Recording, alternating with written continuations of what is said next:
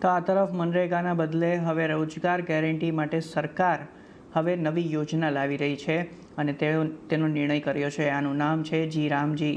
આનો અર્થ છે કે ગેરંટી ફોર રોજગાર એન્ડ આજીવિકા મિશન ગ્રામીણ.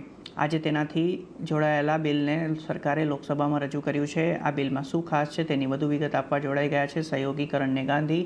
કરણ, આ બિલમાં મનરેગા સ્કીમની સામે શું નવો પ્રાવધાન કરવામાં આવ્યો છે? જી, તો પાર્લામેન્ટનું જે વિન્ટર સેશન ચાલુ છે તેમાં સરકારે આજે એક ખૂબ જ મહત્ત્વનું બિલ જે છે તે રજૂ કર્યું છે. અત્યાર સુધીમાં જે ગ્રામીણ ક્ષેત્રમાં રોજગાર આપવા માટે મનરેગા જે યોજના છે તે અમલમાં છે. હવે તેને બદલે સરકારે જી રામજી નામનું જે છે એક બિલ રજૂ કર્યું છે.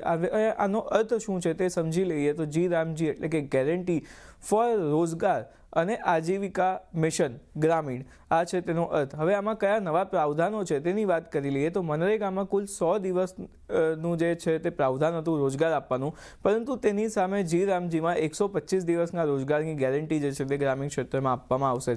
સાથે જ આમાં 4 સેક્ટરમાં જે છે તે ગેરંટી રોજગારની આપવામાં આવી છે. આ કયા છે તેની વાત કરીએ તો જળ સુરક્ષા, રૂરલ ઇન્ફ્રાસ્ટ્રક્ચર અને આજીવિકા, સાથે જ પર્યાવરણ ક્ષેત્ર. આ 4 ક્ષેત્ર એવા છે જ્યાં ગ્રામીણ જે રૂરલ પાર્ટ્સ છે ત્યાં લોકોને આજીવિકાનું સાધન બની રહે તેના માટે સરકાર ગેરંટી આપવાની છે આ યોજના હેઠળ.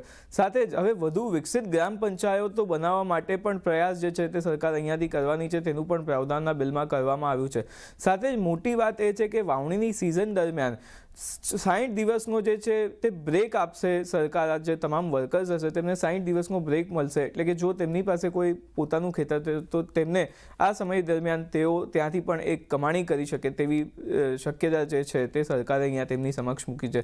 સાથે જ જો રોજગાર ન મળે તો આ જે એલિજિબલ વર્કર્સ હશે તેમને બેરોજગારી ભથ્થું પણ આપવામાં આવશે અને આ જે ભથ્થું છે તેની જે રકમ છે તે રાજ્ય સરકાર દ્વારા જે એલિજિબલ વર્કર્સ છે તેમને મળશે. જી આભાર કરણ.